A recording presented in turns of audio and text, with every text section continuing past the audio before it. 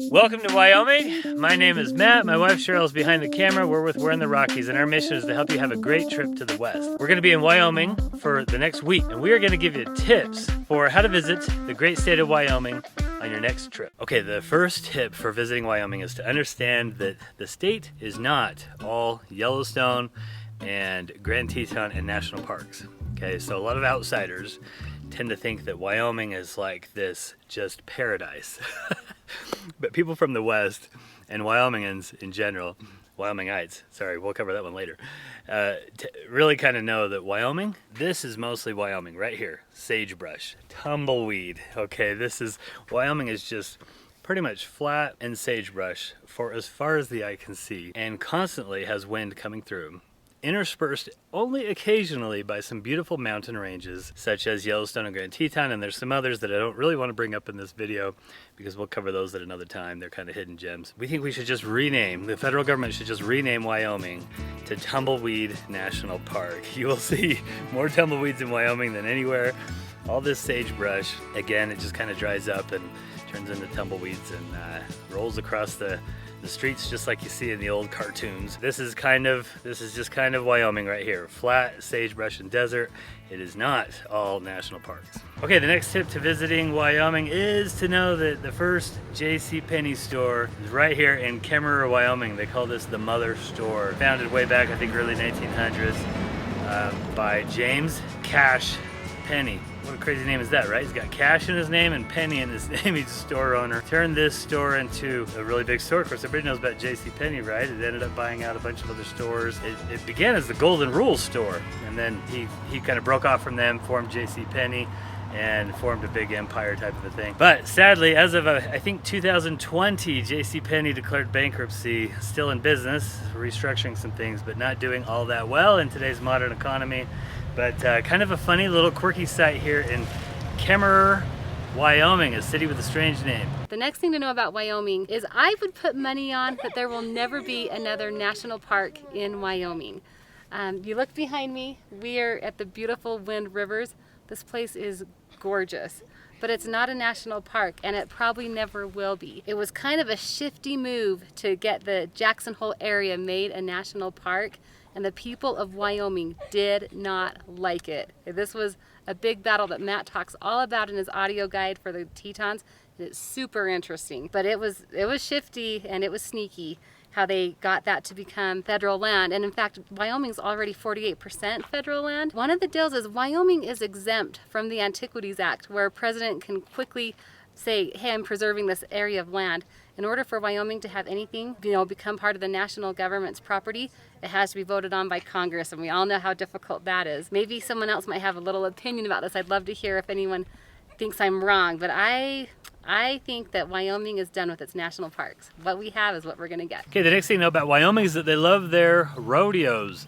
Behind me here is a little small town rodeo grounds. I'm in Pinedale, Wyoming right now. We've got a horse, we've got the tower. A couple of things stand out to me about this. First of all, the rodeo announcers, even on some of these small town rodeos, they just seem to be amazing. They're so good. We really do like a lot of these small town rodeos because our kids get to go down into the arena and participate in some of the activities and stuff. Sandwich shop.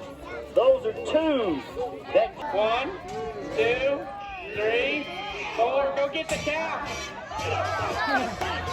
They'll chase a calf around and try to pull the ribbon off the calf, or they might chase a chicken down or something like that. In fact, our nephew caught a chicken in one of these small town rodeos and still has that chicken. Rodeo's a big part of small town America, and there's a ton of small towns in Wyoming. In fact, the Wyoming state symbol is the bucking bronc with a rider on it, and you'll see that symbol all over the state. It's on their license plates.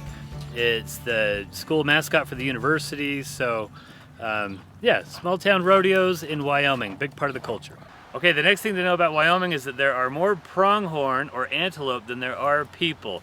Well, that's always the saying anyway. You're always going to hear people tell you that as you drive through Wyoming. There's more pronghorn than there are Wyomingites. We actually looked this up, and that's not quite true. There are just over 500,000 people living in Wyoming, and there are just over 400,000 pronghorn roaming around Wyoming. But it is very common to see these guys as you're driving around town or as you're driving around the freeways. By the way, the pronghorn are the fastest land animal in North America. They run up to like 40 miles an hour or something like that and can sustain a run for a real long time. But they can't jump. That's the problem. They can't jump, and so there's been historically some issues with pronghorn getting trapped up against barbed wire fences and dying. So they've been trying to address that here around some of these open places in the West by taking down the barbed wire fences. The point is that Wyoming is a very empty state when it comes to people. So it is the 10th largest state land-wise, but it is the least populated state in America. Again, only just a little over 500,000 people. And most of the states in the West, like Utah and Colorado, Montana, Nevada, I mean, all these states are really fast-growing states because the populations are low. So even just some growth is going to be, percentage-wise, a pretty big jump. Wyoming is like 44th in growth. It's just not growing all that much. People aren't moving here in mass like they are some of the other western states. So that's kind of an interesting thing. It is quite an empty place, a lot of pronghorn that you'll run across as you're driving across Wyoming. The next thing to know about people of Wyoming is that they are incredibly friendly along with their western state counterparts. We spent yesterday afternoon in Pinedale, stayed the night, and now we're here for breakfast this morning. It is amazing the time that the locals will spend to talk with you. Something that's really interesting about just pretty much any small tourist town is most of the people you'll encounter are small business owners, and you'll meet the owner. We were at Pitchfork Fondue last night, and the owner was actually there grilling up steaks and talked to us for quite some time. The nice owner at Gannett Peak Lodge probably talked to Matt for at least 30 minutes, giving us maps, telling us where to go eat, what things to check out in Pinedale.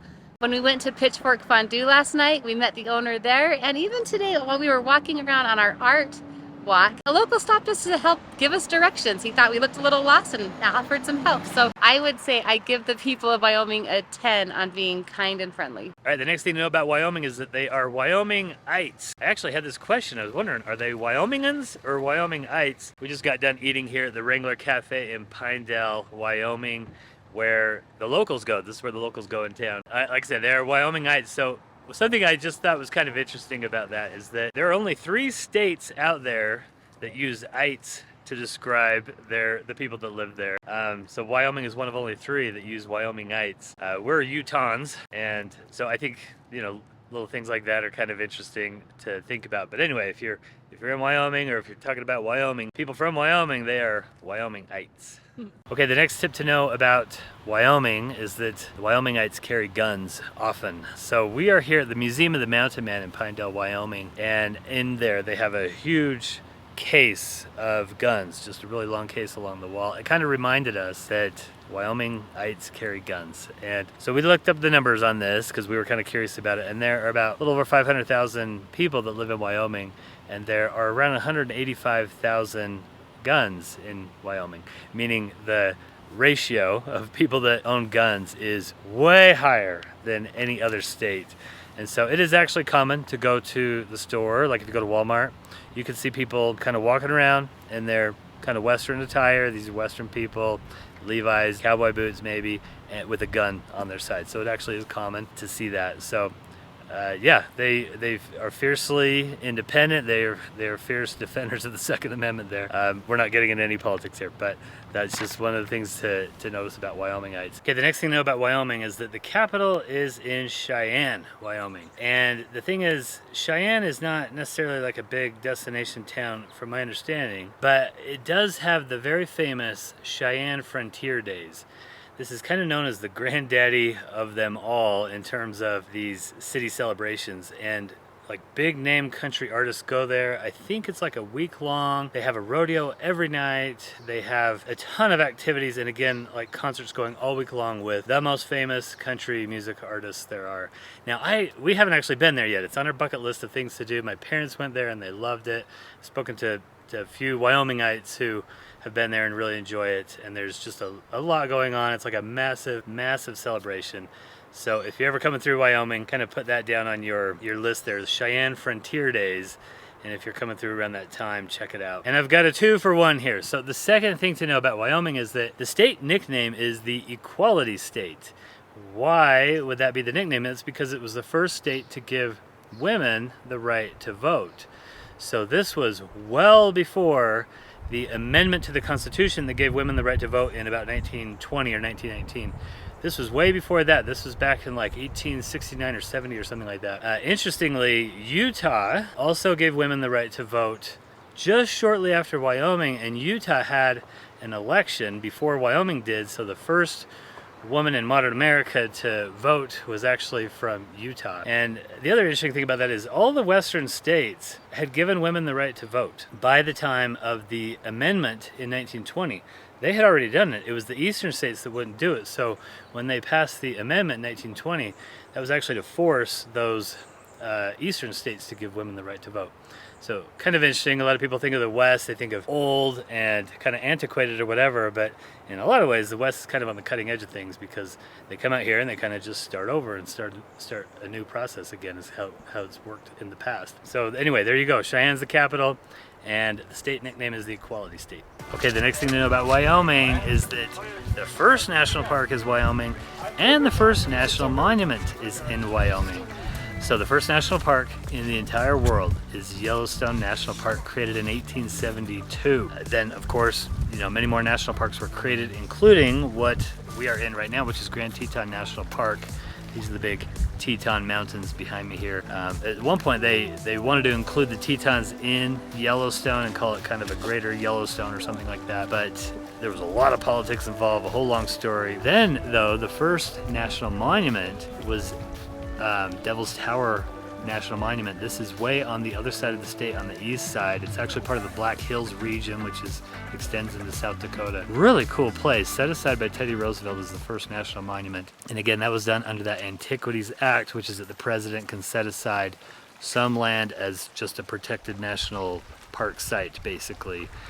Without any approval from Congress, they can just do it at the signature of a pen, basically. Then they tried to do the same thing here in Jackson Hole.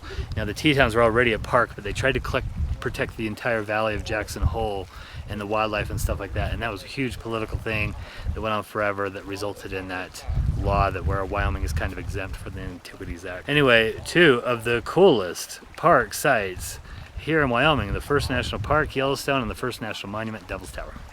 Okay, the next thing to know about Wyoming is that Butch Cassidy roamed around Wyoming, probably the most famous outlaw in the Wild West. Now, I am here in Grand Teton National Park right now. Behind me is this molten barn. So this area is called Mormon Row. Mormon settlers came and settled in here. Believe it or not, Butch Cassidy was a Mormon from Utah and left the church at a young age and ended up going on to this life of crime. He actually was thrown in jail in Wyoming, in the state prison in Wyoming, and that was kind of his early run-in with the law, and he decided at that point that he kind of wanted to get payback.